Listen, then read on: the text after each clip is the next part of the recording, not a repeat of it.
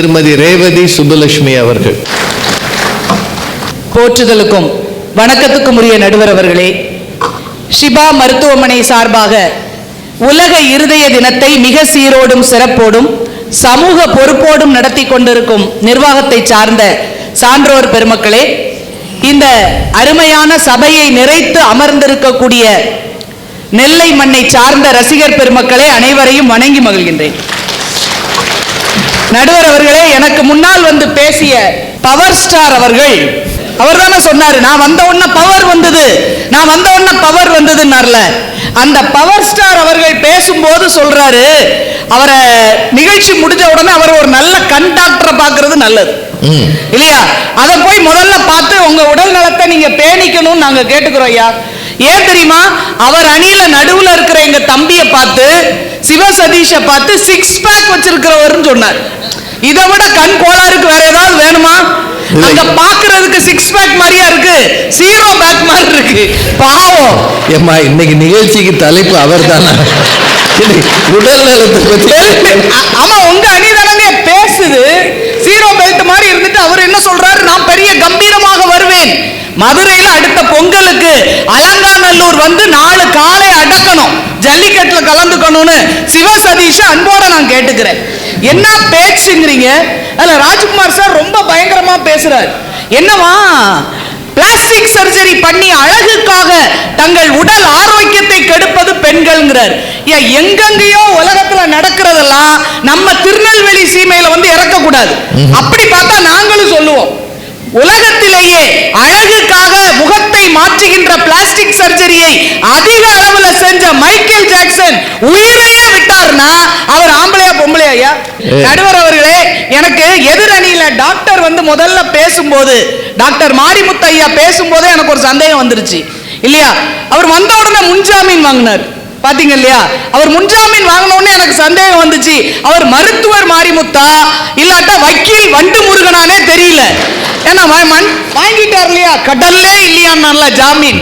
அது மாதிரி வந்து நான் தப்பு பண்ண போறேன் சொல்லி ஜாமீன் வாங்கி பேசுற ஆட்கள் சொல்லலாமா? பெண்களுக்கு எதிராக பேசுகிறேன் சொல்ல போறேன், தப்பு பண்றேன்னு சொல்லல, குற்றம் ஒரு தவறை பெண்கள் மேல குற்றம் சாட்ட போறேன்னு சொல்லி தானே ஆரம்பிச்சார்.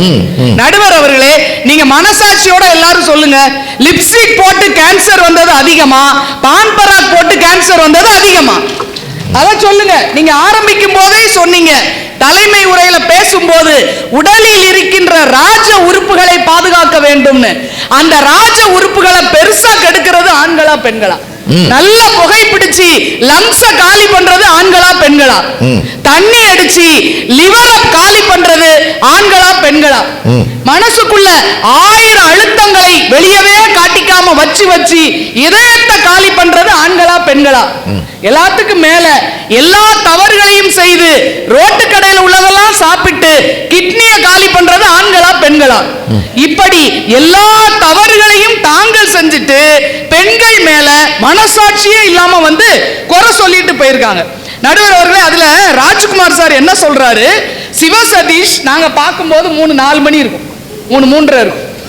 அவர் லிப்டுக்குள்ள இருந்து வெளியே வரையில வாக்கிங் போனாராம். அவர் யார் சொல்றா? ராஜ்குமார் தம்பி ராத்திரி கிளம்பி வந்தாரு, அதனால அவருக்கு வாக்கிங் போக நேரம் இல்ல, அதனால வாக்கிங் போனார். யாராவது உச்சி வெயில் மண்டைய புழக்கையில வாக்கிங் போவாங்களா ஐயா? ராத்திரி கிளம்பி காலையில வந்து சேர்ந்திருக்காருல்ல, ஒழுங்கா காலையில வாக்கிங் போயிருக்கலாம்ல. அப்ப எந்த நேரத்துல எதை செய்யணும்னு கூட தெரியலையே, நீங்க என்ன உடல் ஆரோக்கியத்தை பேணி பாதுகாக்கிறீங்கன்னு நாங்க கேட்கிறோம். அவர் வாக்கிங்கே போக அவசியம் இல்லம்மா. ஆமா, 6 பேக் ஈஸ்ட்ரோஜன் எல்லாம் சேர்ந்து வேலை பார்த்துட்டு இருக்கல, அவர் எதுக்கு அவர்ல பண்ணணும்? நடுவர் அவர்களே, இருக்கிற தவறுலையே தெரியாம தப்பு செஞ்சா கூட மறந்துடலாங்க. உடல் ஆரோக்கியத்தை பேணுவதில் அறியாமல் நடக்கிற தவறை கூட மறந்துடலாம். தெரிஞ்சே செய்யற தப்பு இருக்கு பாருங்களேன், அதை என்னன்னு சொல்றது? ரோட்ல போகும்போது ட்ரங்க் அண்ட் டிரைவ்னு பிடிக்கிறாங்க பாருங்க, தண்ணி அடித்து விட்டு பெரிய பைக்கை ஓட்டிட்டு போய் இவன் விழுந்ததும் போதாதுன்னு எதிரில வர்றவனையும் சேர்த்து விபத்துல காலி பண்றானே, அது ஆண்களா பெண்களான்னு யோசிச்சு பாருங்க.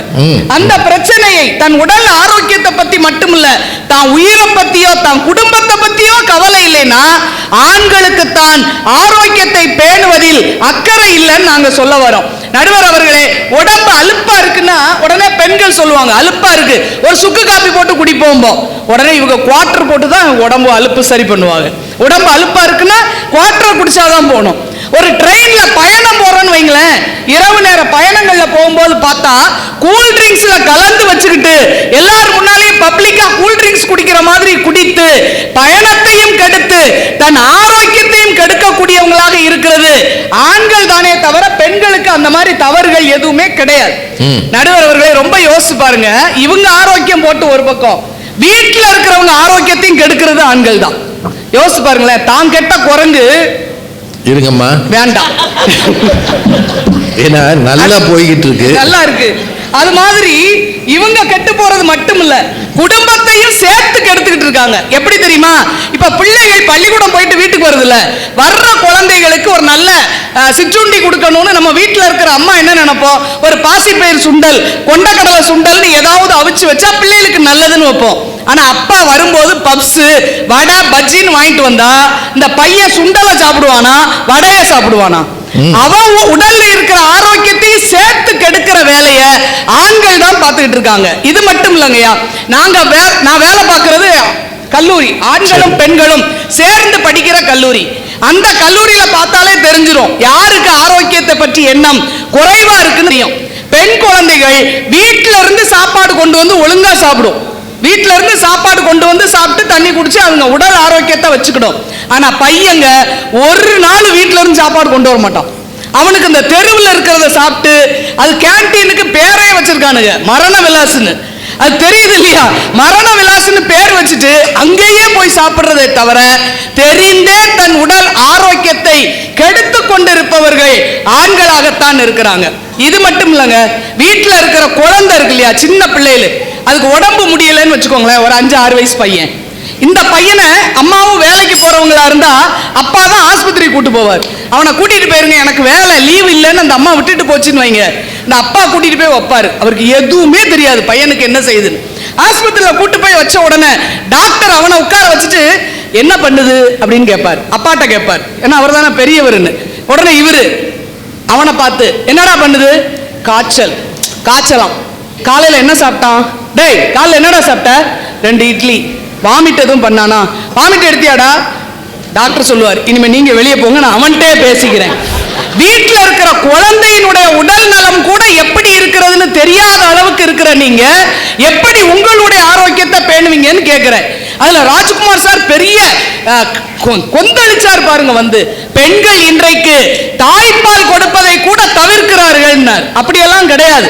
இன்றைக்கு இருக்கிற பெண்களுக்கு விழிப்புணர்வு மிகவும் அதிகம் இல்லையா? அதற்கு ஏற்றார் போலதான் வேலை பார்க்கிற பெண்களுக்கு அரசாங்கமே 2 குழந்தைகளுக்கு 1 வருஷம் லீவு தருது.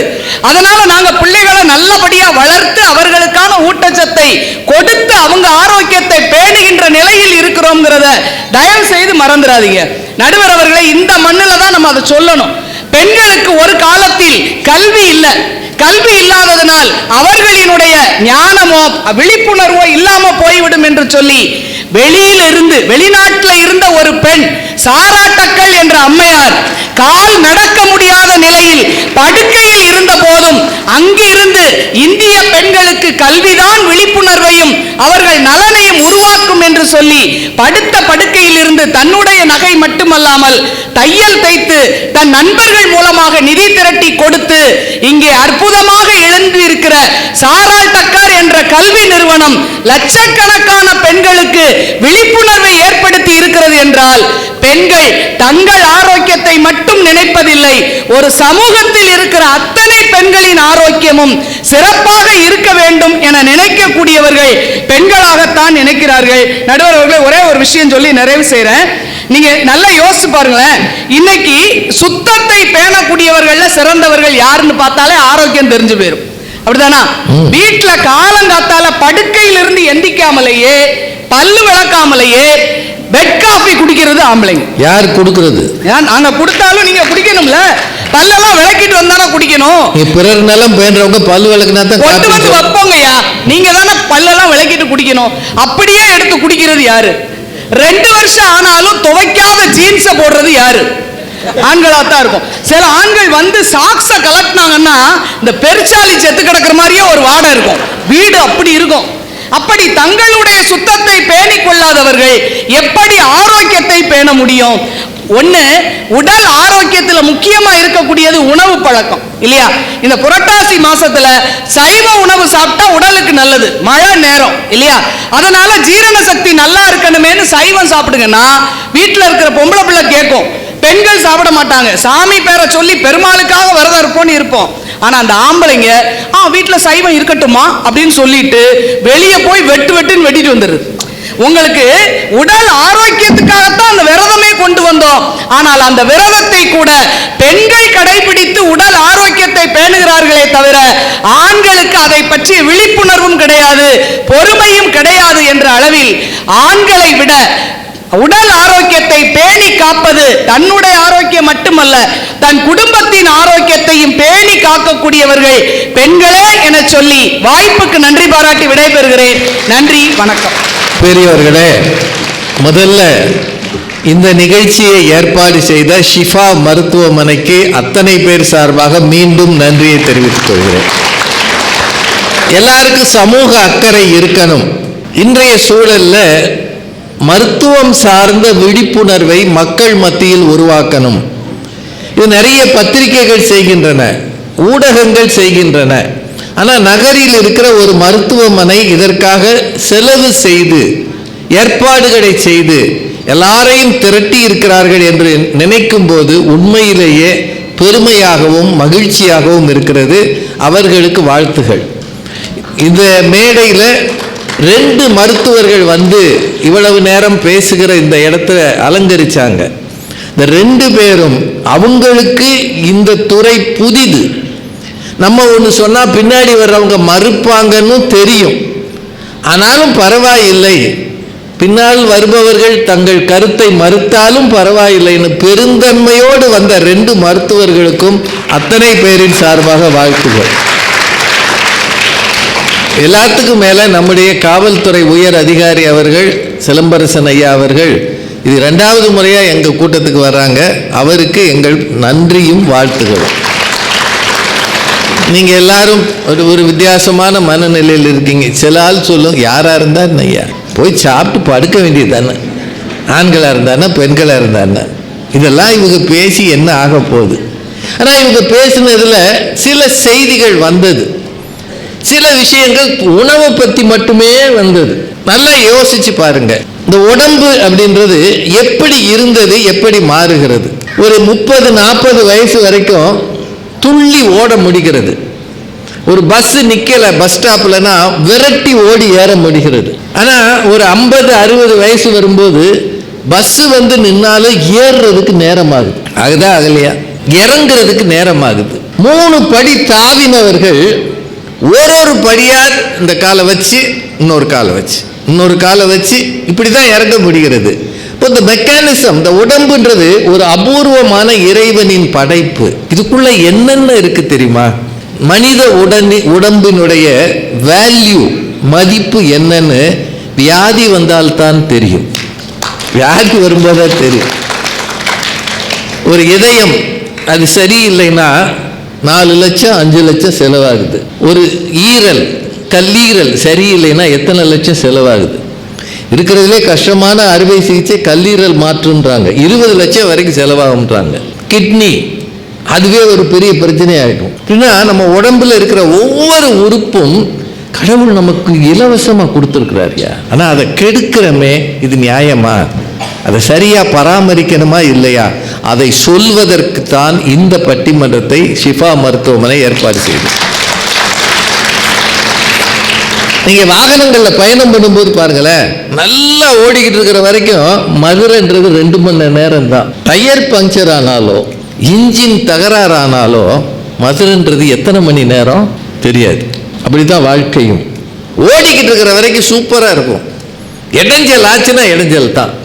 அதனால தான் வருமுன் காப்போம் அப்படின்ற ஒரு உணர்வை நமக்கு உருவாக்குறாங்க.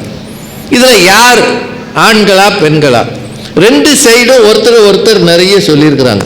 நிறைவாக பேசிய ரேவதி மேடம், கண்டதையும் திங்கிறது யார் அப்படின்னு கேட்குறாங்க. பரோட்டா திங்கிறது யார்? வடை வாங்கி முழுங்குறது யார்? அது வடையை விடங்க, இந்த பஜ்ஜி சாப்பிட்றவனை கவனிச்சிருக்கீங்களா?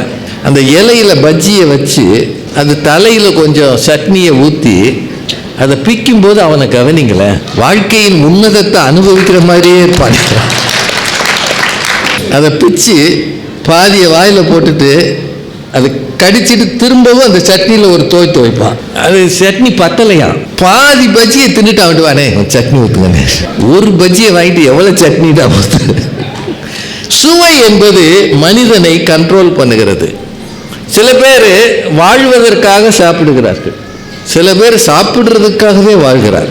அவனுக்கு தான் பிரச்சனை வருது. இதுல ஆண்கள் பெண்கள்னு நம்ம பிரிக்காம யோசிச்சு பாருங்க. திருநெல்வேலியில ஒரு காலத்துல இந்த உளுந்தங்கஞ்சின்னு ஒரு உணவு இருந்தது. உங்களுக்கு தெரியுங்களா? உளுந்தங்கஞ்சி அது திருநெல்வேலிக்கே உரிய உணவு. களியில வெந்தய களின்னு ஒன்று இருந்தது, இருக்குங்களா? இட்லி, புட்டு, இடியப்பம் இதெல்லாம் அவிக்கிற வகை உணவு. எவ்வளவு காலம் அவித்தல் என்கிற வகை உணவை நம்ம சாப்பிட்டோமோ அவ்வளவு காலம் உடம்புல டேமேஜ் கம்மியா இருந்ததா? எப்போ நாம வறுத்தல் பொரித்தலுக்கு மாறினோமோ அப்பதான் உடம்புல பிரச்சனை பெருகி இருக்கு. இதுலயும் டீப் ஃப்ரைன்னு சொல்றாங்கல்ல, ஆழமாக ரொம்ப நேரம் எண்ணெயில வேக வைக்கிறது, அதுதான் மனுஷனுக்கு மிகப்பெரிய தடை, மிகப்பெரிய கொடுமை. அதுதான் வெளிநாட்டு நிறுவனங்கள் சில வகையான உணவு வச்சிருக்கு. இந்த பிரெஞ்சு ஃப்ரைஸ் எல்லாம் பார்த்துருக்கீங்கல்ல, அதெல்லாம் டீப் ஃப்ரை தான். சிக்கனை ரொம்ப ஆழமாக ரொம்ப நேரம் வேக வச்சு எண்ணெயில் பொரிச்சு கொடுக்குறாங்கல்ல, இதெல்லாம் எவ்வளவு விரும்பி சாப்பிடுகிறோமோ அவ்வளவுக்கு அது இடைஞ்சல் பண்ணுகிறது. அடுத்தது ரெண்டாவது பாட்டில் ட்ரிங்க்னு சொல்கிறோம்ல, பாட்டில் அடைத்த உணவுகள், அதை எவ்வளவுக்கு எடுத்துக்கிறீங்களோ அவ்வளவுக்கு சுகர் மற்ற பிரச்சனைகள் வரும். இப்போ இந்த இதில் நல்லா யோசிங்க, ஒரு வயது வரும்போது ஹெரிடிட்ரியா சில வியாதிகள் வரும். அப்போ அப்பாவுக்கு சுகர் இருந்தால் நமக்கு வர வாய்ப்பு இருக்கு. பிபி உங்கள் வாழ்க்கை முறையில் வரும். எந்நேரமும் டென்ஷனாக சில பேர் இருப்பான். இன்னைக்கு இருக்கிற பிள்ளைகள் எந்நேரமும் டென்ஷனில் இருக்கான்.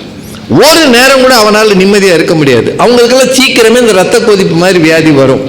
இந்த மாதிரி வியாதிகளை உணவு வகையிலும் தடுக்கலாம், வாழ்க்கை முறையிலும் தடுக்கலாம். நீங்க மனிதர்கள் செய்யக்கூடாதது என்னன்னு சொல்றாங்கன்னா, தொடர்ந்து அதிக நேரம் உட்கார்ந்தே இருக்கிறது தப்புன்றாங்க. இப்போ நான் பட்டிமன்றத்தில் எந்திரிச்சு போக முடியாது. தொடர்ந்து 3-4 மணி நேரம் உட்கார்ந்து ஒரே இடத்துல அசைவின்றி இருப்பது இருக்கு இல்லையா, அதுதான் அவர்கள் வியாதிகளுக்கு பெரும் காரணம்னு சொல்றாங்க. இன்னைக்கு நாம எப்படி வாழ்கிறோம்னு நீங்க யோசிச்சு பாருங்க. டிவியை போட்டா உட்காந்துடுறோம். இந்த ஓடிடி வந்த பிறகு அத்தனை சினிமாவும் வந்துருது, வந்து உட்காந்துடுறோம்.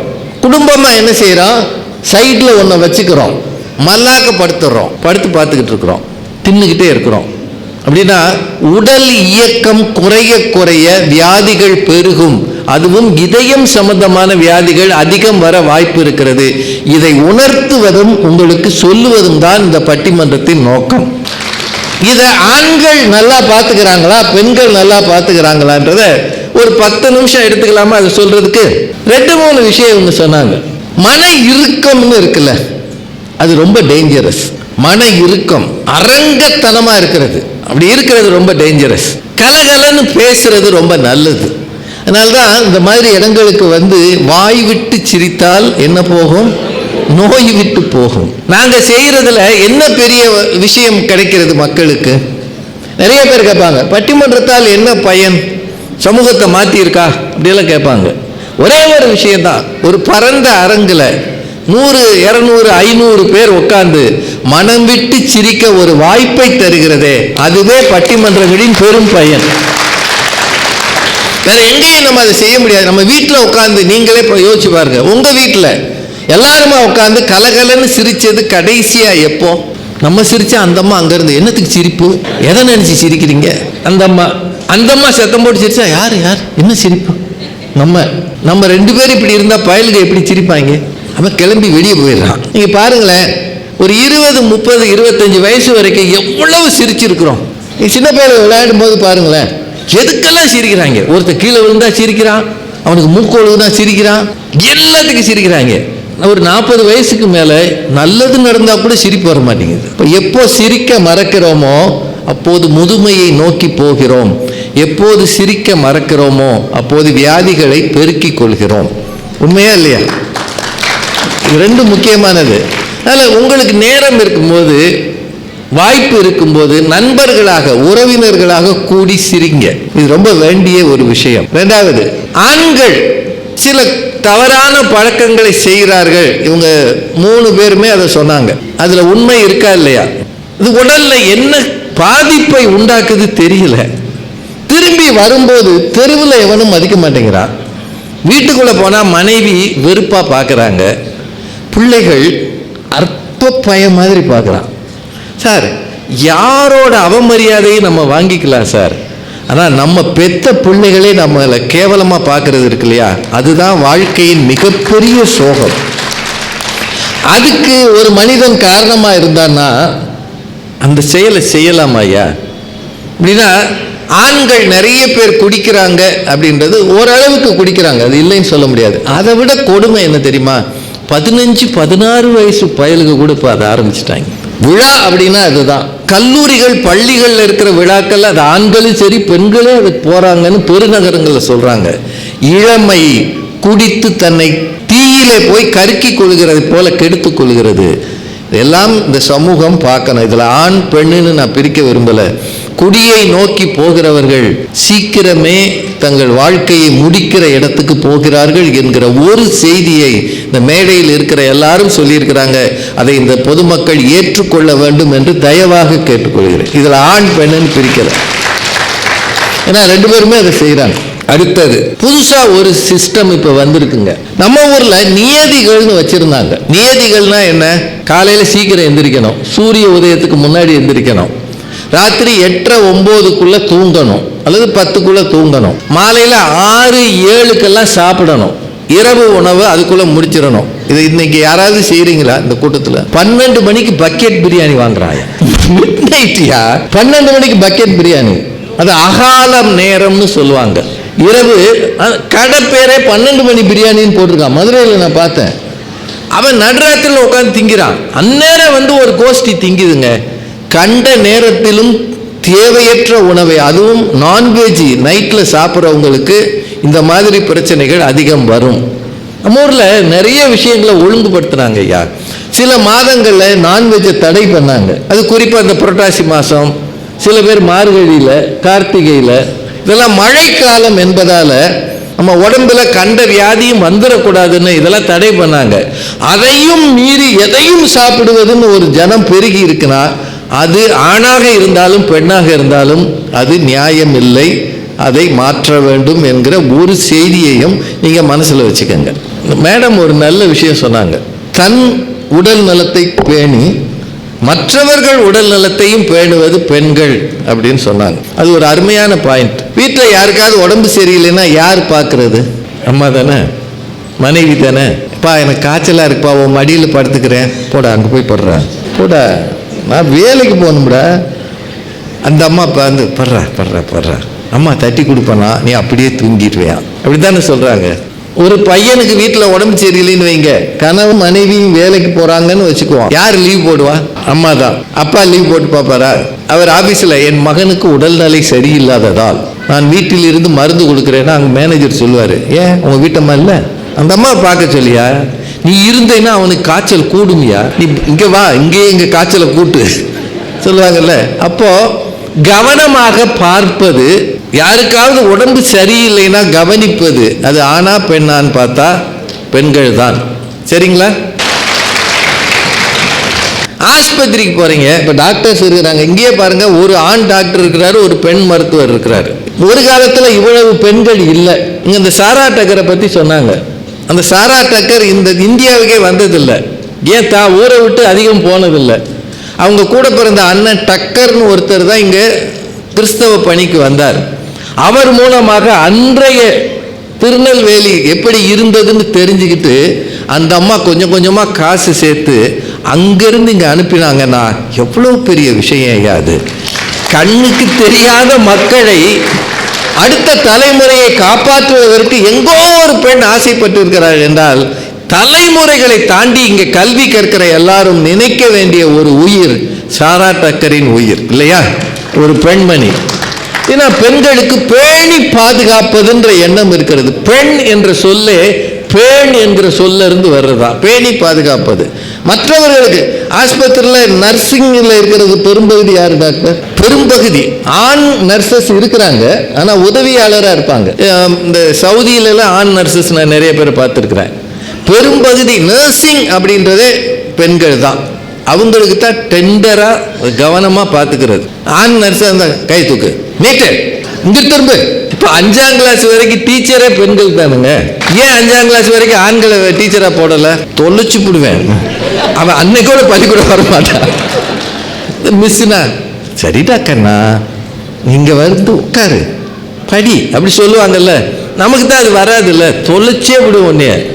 அதனால அந்த துறையிலையும் ரொம்ப கவனமாக பார்த்து, ரொம்ப நோயுற்றவர்களுக்கு கூடவே இருந்து, அதில் ரொம்ப வயதானவர்கள் 70-80 வயசுக்கு மேலே இருக்கிறவங்கள வீட்டிலேயே வந்து பார்த்துக்கிறாங்கல்ல, ஹோம் நர்சிங். இதெல்லாம் செய்கிறது யாரு? பெண்கள் தானே.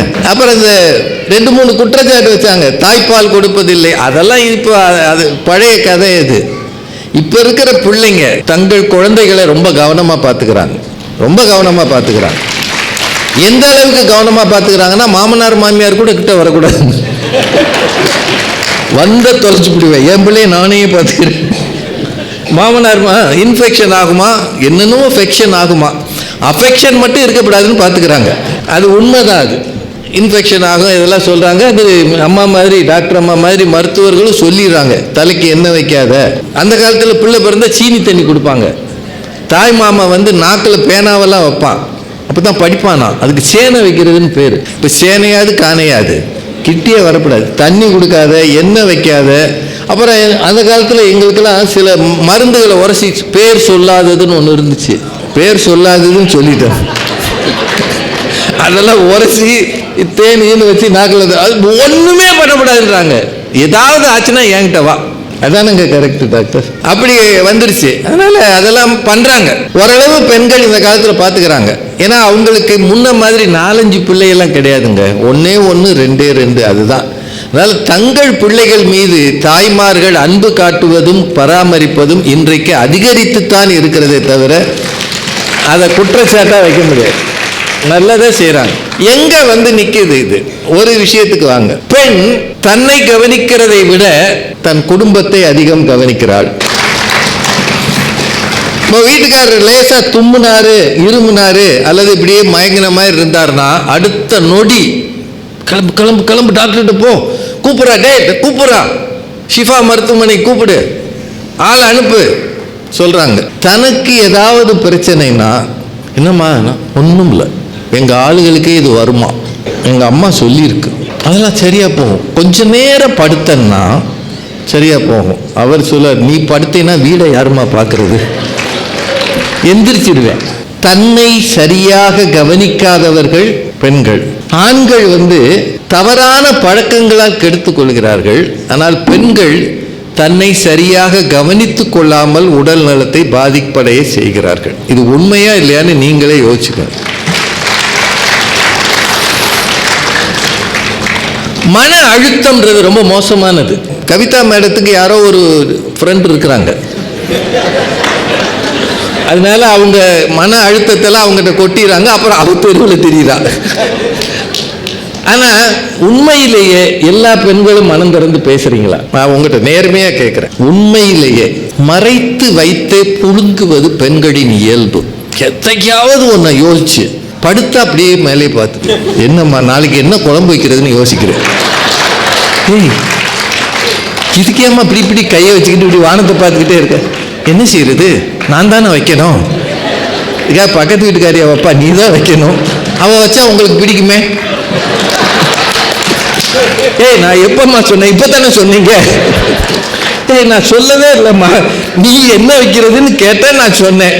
இப்படியே தான் நான் என்ன செஞ்சு இந்த வீட்டில் நல்ல பழப்பே இல்லை, நல்ல பேர் ஒருத்தரையும் நீ சொல்லலை. நான் ஏன் தான் பிறந்தேனோ, ஏன் தான் இந்த வீட்டுக்கு வந்தேனோ, எப்போ 60 வயசுல. அவன் என்னையா அவனும் தூங்க முடியாது, இந்த அம்மாவும் தூங்க முடியாது. எதுல குழம்பு வைக்கிறதுல வந்துச்சு. இது மாதிரி அதாவது லிட்டில் திங்ஸ் நமக்கு அது அற்பமாக இருக்கும். ஒரு வீட்டுக்கு 2 பேர் போவோம், ஒரு விசேஷ வீட்டுக்கே வச்சுக்கோங்களேன், 2 பேர் போவோம். அங்கே வந்தவங்க வாங்க சார் அப்படின்ட்டு எப்படி பேசாமல் போயிருப்பாங்க. நம்ம உள்ளே போய் உட்காந்து வாங்க சார்னு சொன்னான், வாங்க மேடம்னு சொன்னானா, ஆட்டோ பிடிங்க நான் வீட்டுக்கு போகிறேன். ஹே, அவன் 2 பேருக்கு நம்ம அவன் உங்களை பார்த்தா என்னை பார்த்தானா, உங்கள் ஆளுகளுக்கே என்னை கண்ட ஆகாது.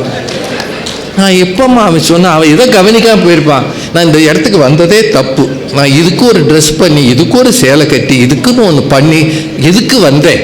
இது ஒரு பெரிய விஷயம் ஐயா, ஒன்றும் இல்லாத விஷயம். இந்த மாதிரி மனதை அலைக்கழிக்க வைப்பது ஆண்களா பெண்களா? நீங்களே சொல்லுங்க. இங்கே இவ்வளவு பெண்கள் இருக்கீங்கல்ல, இப்போ ஆண்கள் ஒருத்தன் வாங்கினேன் அப்படின்னாலும் பேசாமல் இருப்பான். அவன் வரலைனாலும் சரி, அவன் கூப்பிடல நான் போய் சாப்பிட்டு வந்துடுறேன்னு போயிடுவான். மாப்பிள்ள அவன் நீ கண்டுக்கவே இல்லைடா, நான் போய் சாப்பிட்டு வந்துட்டேன்டா, இப்போ என்ன செஞ்ச மொய்யல் தாம வந்துட்டேன்டா, அவனை நான் பழி வாங்கிட்டேன்டா. ஆனால் பெண்கள் ஒன்றும் இல்லாத விஷயம். எங்கள் அக்கா என்கிட்ட இன்னைக்கு நல்லா பேசலை, இது ஒரு விஷயமாயா, இன்னைக்கு பேசாட்டி நாளைக்கு பேசிட்டு போறா, இதுக்காக எவ்வளவு மன காயப்படுறீங்க? உண்மையிலே சொல்றேங்க, நான் என்னோட வயதுக்கு நான் சொல்லலாம்னு நினைக்கிறேன். நம்முடைய உறவுகளில் விரிசல் விட பெரும் காரணம் யாருன்னு நேர்மையாக யோசிச்சு பாருங்க. நேர்மையாக யோசிச்சு பாருங்க. உறவுகளில் விரிசல் விட ஆண்கள் காரணமா பெண்கள் காரணமா? நீங்க இது பெண்கள் யோசிக்கணுங்க. கூட்டு குடும்பங்கள் ஒண்ணுமில்லாம போனதுக்கு ஆண்களும் காரணம் பெண்களும் காரணம். அதிக காரணம் என்ன பொறுத்த வரைக்கும் பெண்கள் தான். சேர்ந்து இருக்கிறதுன்றது பிடிக்கவே மாட்டேங்குது சார். ஒரு கல்யாண வீட்டுக்கு போனா கூட கும்பல் கும்பலா ஏன் உட்காடுறாங்க? அவங்க அந்த ஏரியாவுக்கு போகாதவங்க. இது ஒரு 4 டிக்கெட் மட்டும் தனியாக உட்காந்துருக்கும். இன்னொரு 4 டிக்கெட்டை பற்றி பேச அவள் வரா பாரு, அவளை பாரு. இது உடனே திரும்பாத, நீ உடனே திரும்பினேன்னா அவள் என்னன்னு கண்டுபிடிச்சிடுவாள். நம்ம அவளை பற்றி தான் பேசுகிறோம்னு தெரியும்ல, நீ மெல்ல பார்த்துட்டு திரும்ப. இது கூட தெரியல, லூஸாக இருக்க, இவ்வளவு எதுக்குயா? உங்களை எல்லார்ட்டையும் பணிவாக சொல்கிறேங்க, உங்கள் நேரத்தில் உங்களை பற்றி அதிகம் நினையுங்கள். மற்றவர்களை பற்றி எப்போ நினைக்க ஆரம்பிக்கிறீங்களோ அப்போ உங்கள் மனசு காயப்படும், அழுக்குப்படும். மற்றவர்களை பற்றி நினைக்காதீங்க. அவன் எப்படி வாழ்ந்துட்டு போகிறான், உங்களை பற்றி நினைங்க, உங்கள் குடும்பத்தை பற்றி நினைங்க. தேவையில்லாத மனத்தை காயப்படுத்துவது ஆண்களா பெண்களா? எனக்கு தெரிந்த அளவு பெண்கள் எல்லாத்துக்கும். உண்மையில் சொல்கிறேங்க, வேலைக்காரமாவை வச்சு வைக்கலைனாலும் பிரச்சனைங்க, வேலைக்காரமாக வச்சாலும் பிரச்சனைங்க. இன்னைக்கு நான் என்ன சொன்னேன், அவள் என்ன செஞ்சிருக்கா? இப்போ நம்ம போய் இதுக்கு பஞ்சாயத்து பண்ணணும். என்ன சொன்னேன், நான் சாம்பார் வைக்க சொன்னேன், கத்திரிக்காய் போட்டு வைக்க சொன்னேன், அவள் முருங்கைக்காயை வச்சுட்டு கத்திரிக்காயை மறந்துட்டா. இதுக்கு நம்ம என்னமா செய்யறது? ஐநா சபையில் போயா ஏதாவது பண்ண முடியும்? வச்ச சாம்பாரை சாப்பிட. நீங்கள் எல்லாரையும் நான் பொதுவாக சொல்லலைங்க, தயவுசெய்து யோசிச்சு பாருங்க. பெண்கள் தேவையற்ற விஷயங்களுக்காக மனதை காயப்படுத்தி அலட்டிக் கொள்கிறார்கள். ஆனால் ஆண்கள் தேவையான விஷயத்தை கண்டுக்காம விட்டுருவான். காரணம் என்னன்னா, ஒவ்வொரு பெண்ணுக்கும் ஒரு பெருமை இருக்கிறது. இந்த வீடு தன்னால் நடக்கிறது அப்படின்ற ஒரு பெரிய பெருமை இருக்கிறது. அதில் சின்னதாக பங்கம் வந்துடக்கூடாதுன்னு நினைக்கிறாங்க. அதனால கூடுதலாக அவங்க அக்கறை எடுத்துக்கிறாங்க. இன்னும் ஒரே ஒரு விஷயம் மட்டும் சொல்லி நிறைவு செய்கிறேன். டாக்டர் இருக்கிறார், ஒருத்தருக்கு உடம்பு சரியில்லைன்னா ஒரு லிஸ்ட் ஆஃப் மெடிசன்ஸ் கொடுப்பார். ஆண்கள் கையில் கொடுத்தா என்ன செய்வாங்க மெடிக்கல் ஷாப்பில், பெண்கள் கையில் கொடுத்தா என்ன செய்வாங்கன்னு யோசிங்க. ஆண்கள் கையில் இவர் கொடுப்பாரு 10 10 10ன்னு போட்டிருப்பாரு மாத்திரை. ஆம்பளைட்டு கொடுத்தா அம்புட்டுக்கு போடியா குடியா, சாப்பிட்றானோ இல்லையோ வாங்கிடுவான். பெண்கள் கையில் மெடிக்கல் ஷாப்புக்கு போய் கொடுத்து பாருங்க, எவ்வளோ போட்டிருக்காரு, அவருக்கு என்ன எழுதுவார், காசு நாங்களில் கொடுக்குறோம், அதெல்லாம் 3 3 போடுங்க போதும். இந்த நம்ம ஆம்பளை பக்கத்தில் வந்து ஏமா 3 ஏமா இல்லை, நீங்கள் சும்மா இருங்க, கண்டதையும் எழுதுவார். அவருக்கு எதுக்கு எழுதுறாருன்னு எனக்கு தெரியலங்க. 3 சாப்பிட்டா சரியாகாதா அப்படின்னா, டாக்டருக்கு மேலே டாக்டராக வைத்தியம் பார்க்கறது யாரு? அவர் ஒன்று எழுதியிருப்பாரு, ஒரு வாரத்தில் சரியாகாது, திரும்ப அவர்கிட்டே போகணும். அதெல்லாம் ஒழுங்காக சாப்பிட்டீங்களா? நம்ம இல்லை டாக்டர், இல்லை இல்லை நான் சாப்பிட்டேன் டாக்டர். அதுவும் தப்பு. சாப்பிடாம சாப்பிட்டேன்னு சொன்னா, ஏன்னா அவர் இன்னும் ஹைப்பவர் எழுதி கொடுப்பாரு. அப்படின்னா செல்ஃப் மெடிகேஷன் என்பதை மிக அதிகம் செய்வது ஆண்களா பெண்களா?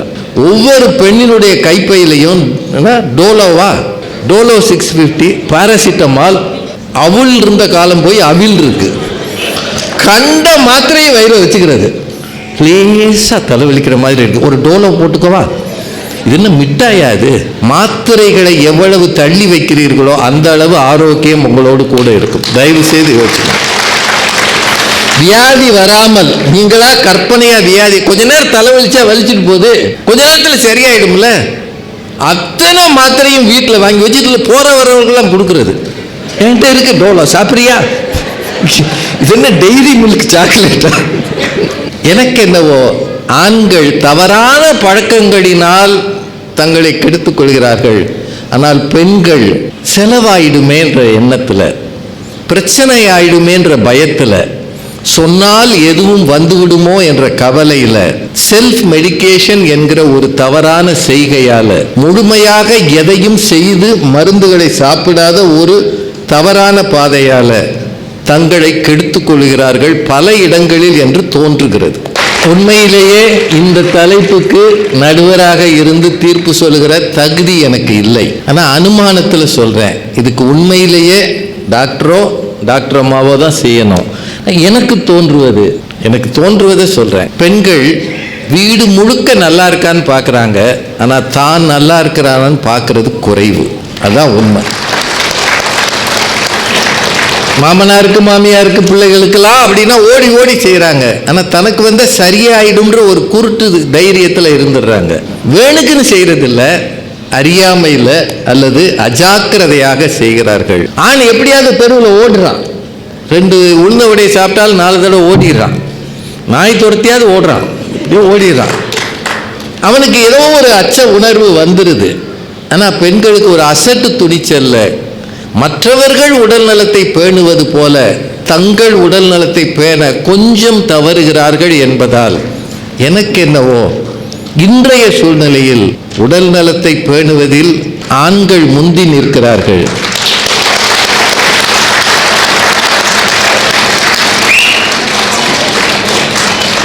பெண்கள், இது நான் குறைவா சொல்லலை, சுய பரிசோதனைக்காக சொல்லியிருக்கிறேன். பெண்களுக்கு எதிராக தீர்ப்பு கொடுத்தேன்னு இவங்க திட்டுறாங்க, இருக்கட்டும். நான் அதை வித்தியாசமா சொல்லலை. இங்க நிறைய பெண்கள் வந்திருக்கிறீங்க. உங்களை நீங்களே யோசிச்சு பாருங்க. உங்களுக்கே தெரியும் நான் சொல்றதுல எவ்வளவு உண்மை இருக்குன்னு. யோசிச்சு பாருங்க. ஆண்கள் கொஞ்சம் முந்தி நிற்கிறார்கள், ரொம்பன்னு சொல்ல மாட்டேன். டாஸ்மாக்கு போகாத ஆண்கள், 12 மணி பிரியாணி சாப்பிடாத ஆண்கள் எல்லாம் அவங்க தான் இருக்கிறாங்க. பெண்கள் கொஞ்சம் தங்களை பற்றி, நான் குடும்பத்தை பற்றின்னு சொல்லல, தங்களை பற்றி செல்ஃப், அதில் கொஞ்சம் பிந்தித்தான் இருக்கிறார்கள் என்று தோன்றுகிறது. ஆண்களே என்று தீர்ப்பு சொல்லி